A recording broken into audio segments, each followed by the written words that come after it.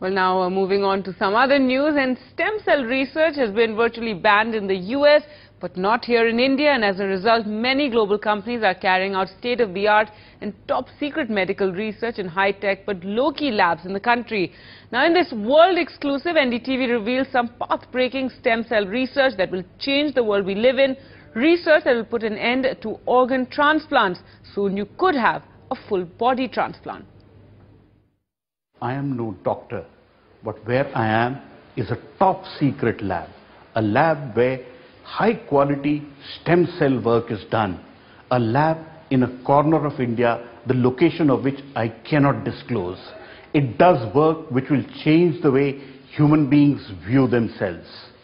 It is a work which is funded by 6 pharma companies.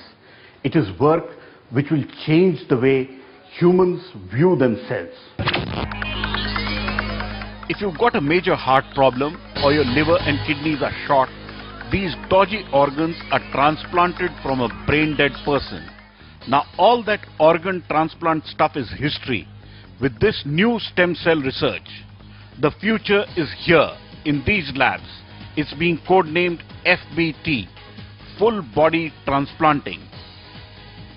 If your body is not functioning well, the arteries to your heart are blocked, kidneys weak, and you've got, say, cancer of the liver, instead of getting a brain-dead person and carry out a series of transplants and multiple surgeries, these doctor scientists now slice you just once, only one cut, right across your neck and across the neck of your brain-dead full-body donor, or FBD as they are called here. Then it's simple. They just take your head and place it on the donor's entire body. In effect, you now have a fully functional, healthy and totally new body, but with the same brain, your own brain. The breakthrough is due to advanced and sophisticated stem cell techniques that for the first time allow us to fuse, that is to join the bodies of 2 individuals. So far, though these scientists refuse to confirm or deny if they've successfully done FBTs, full body transplants, on 6 terminally sick patients who are now walking around with their former faces and brains, but with new bodies. For obvious reasons, their identities are secret, but they are being monitored very closely as they walk around their hometowns. Their bodily functions and signals are tracked right here. If these 6 are successful, we could see hundreds of FBTs starting from this day next year. It's that close.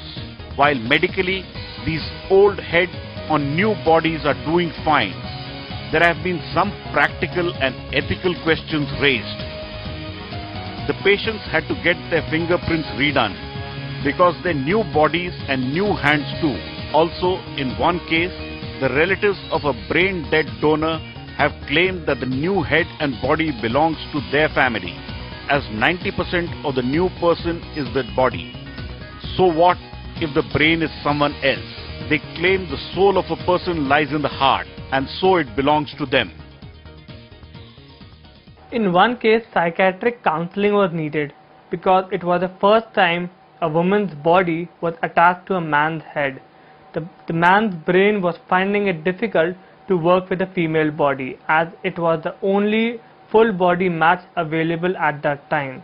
Is it he or she is still glad to be alive? But there are some super successes too. A short 5-foot man terminally ill. He has now got a FBT of a 6-foot athlete, and he's thrilled.